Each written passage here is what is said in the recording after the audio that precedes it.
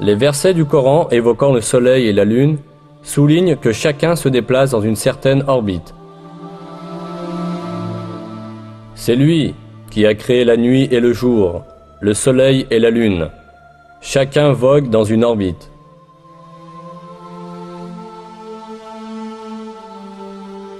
Un autre verset mentionne également que le soleil n'est pas statique, mais se déplace dans une certaine orbite. Et le soleil court vers un lieu de séjour qui lui est propre.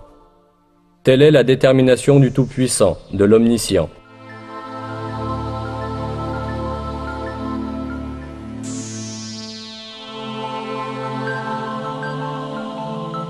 Ces faits, qui nous sont communiqués par le Coran, ont été découverts à notre époque par l'observation astronomique. Selon les calculs des experts en astronomie, le Soleil voyage à la vitesse extraordinaire de 720 000 km à l'heure.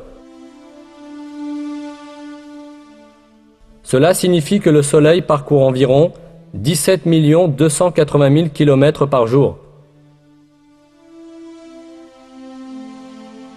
Avec le Soleil, les planètes et les satellites de son système gravitationnel parcourent aussi la même distance. De plus, toutes les étoiles de l'univers effectuent le même genre de déplacement organisé. Le fait que l'univers tout entier est plein de chemins et d'orbites de ce genre est exprimé dans le Coran en ces termes. Par le ciel aux voies parfaitement tracées.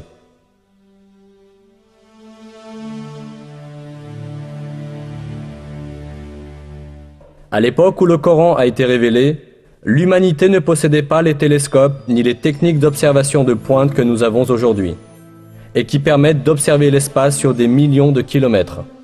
Elle n'avait pas non plus la connaissance moderne de la physique ou de l'astronomie. C'est pourquoi, à l'époque, il était impossible de déterminer scientifiquement que l'espace est plein de voies parfaitement tracées, comme l'affirme le verset.